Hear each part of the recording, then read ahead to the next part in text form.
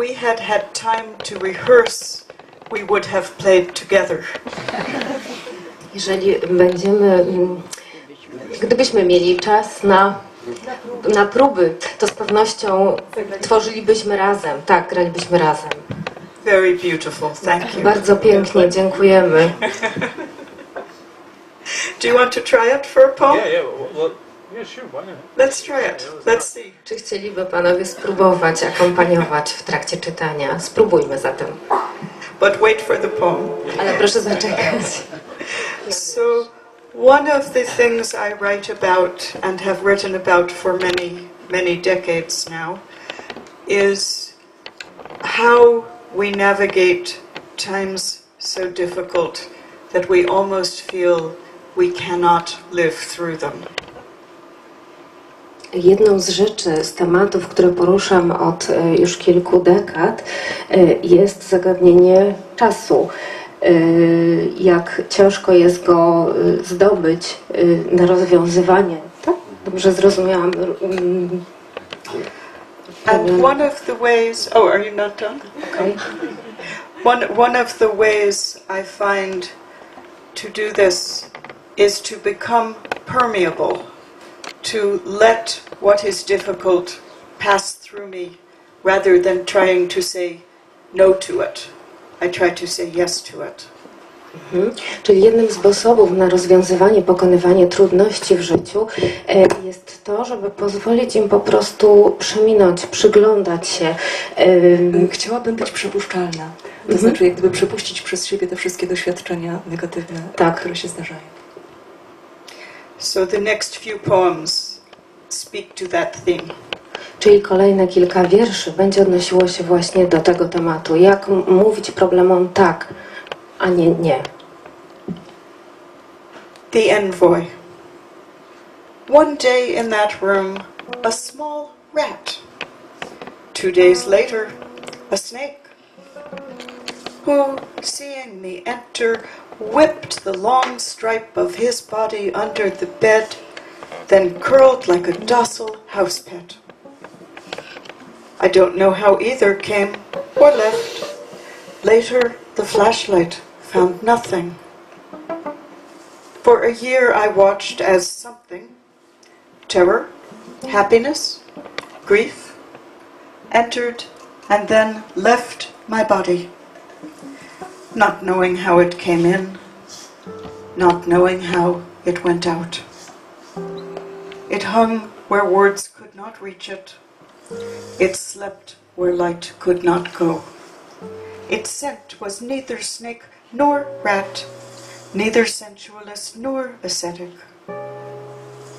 There are openings in our lives of which we know nothing. Through them the belled herds travel at will, long-legged and thirsty, covered with foreign dust.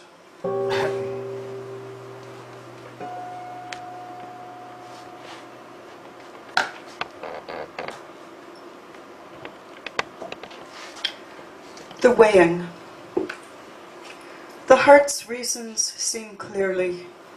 Even the hardest will carry its whip marks and sadness, and must be forgiven.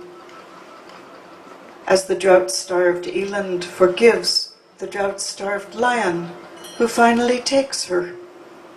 Enters willingly then the life she cannot refuse, and is lion, is fed, and does not remember the other. So few grains of happiness measured against all the dark, and still the scales balance. The world asks of us only the strength we have, and we give it. Then it asks more, and we give it.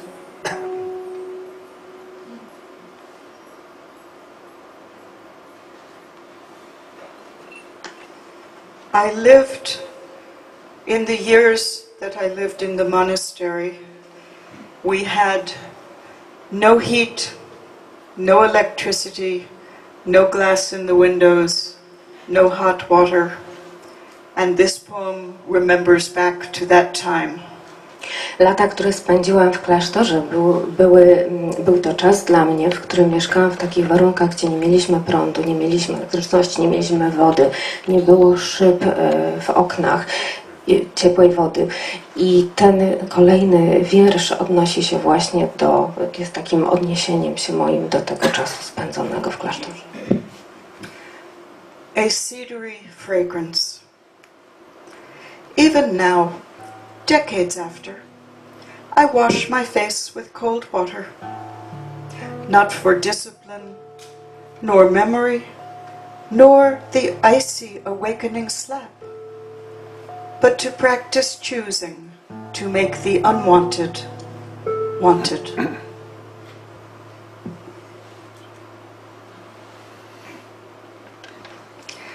I write some very short poems. Piszę również bardzo krótkie wiersze. This is one. To jest jeden z nich. I sat in the sun. I moved my chair into sun. I sat in the sun. The way hunger is moved when called fasting.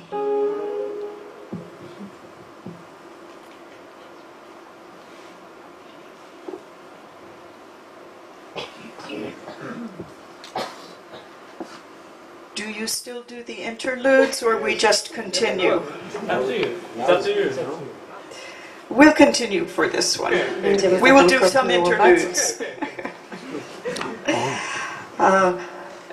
Years ago, I thought I was going to visit Lithuania, the home of the great poet Czas who was also my friend. Lata temu miałam nadzieję, że będę miała możliwość odwiedzić Litwę, która była krajem ojczystym Czesława Miłosza, poety, który był moim serdecznym przyjacielem. But that trip did not happen. Ta podróż niestety się nie odbyła. In 2011, during the great centennial celebration of Czesław Miłosz's birth in Krakow, I read this poem. Napisałam ten wiersz, który teraz Państwu zaprezentuję, podczas obchodów urodzin Czesława Miłosza w roku 2002 w Krakowie. 2011 w Krakowie. And the director of the Lithuanian Institute of Literature and Folklore came running up to me after the reading and said, "We are having a centennial celebration of Czesław Miłosz. You must come. We will pay for everything." I pan dyrektor instytutu, który zajmuje się litewskim folklorem, sztuką, podszedł do mnie po odczytaniu tego wiersza i powiedział, że również organizują obchody związane z rocznicą urodzin Czesława Miłosza i powiedział, że muszę w nim uczestniczyć. And so this poem brought me to Lithuania, where I was able to visit the places where Czesław Miłosz went to university and lived as a boy, and to stand next to the river he so loved. Tak więc poprzez ten wiersz zaprowadził mnie na Litwę, do kraju, w którym studiował Czesław Miłosz. Vilnius. For a long time, I keep the guidebooks out on the table. In the morning, drinking coffee, I see the spines. St. Petersburg, Vilnius, Vienna. Choices pondered, but not finally taken. Behind them, sometimes behind thick fog, the mountain. If you lived higher up on the mountain, I find myself thinking, what you would see is more of everything else, but not the mountain.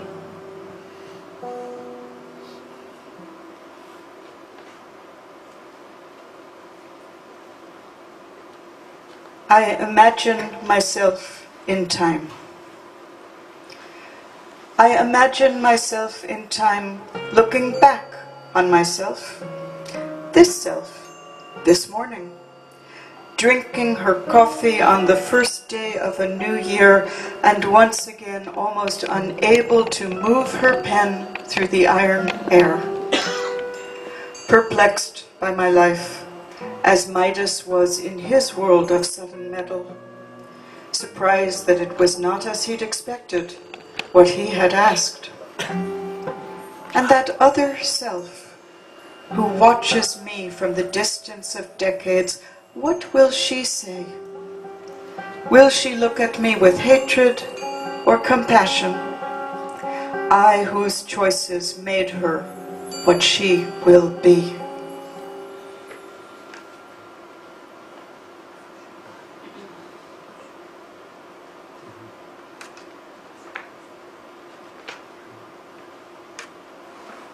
Vinegar and oil. Wrong solitude vinegars the soul. Right solitude oils it. How fragile we are between the few good moments. Coming and going unfinished, puzzled by fate. Like the half-carved relief of a fallen donkey above a churchyard in Finland.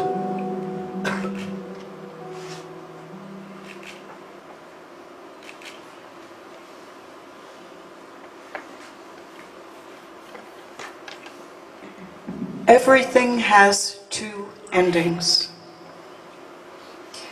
Everything has two endings.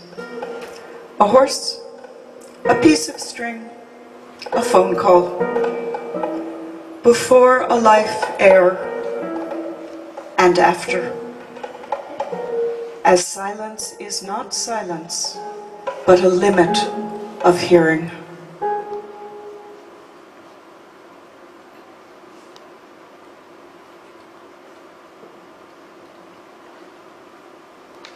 I have written quite a few poems in my most recent published book in America, whose title begin with the pronoun my. Napisałam na początku swojej twórczości kilka wierszy, których tytuł zaczynał się od słowa my, czyli mój. And each of these poems is about its own subject, but as a group of poems, they are also a kind of investigation of where the personal life begins and ends in us. Każdy z tych wierszy odnosi się do innego, swojego indywidualnego tematu, ale jest też grupa wierszy, która odnosi się do swojej osobowości, do pytania, gdzie moja osobowość się zaczyna i gdzie kończy.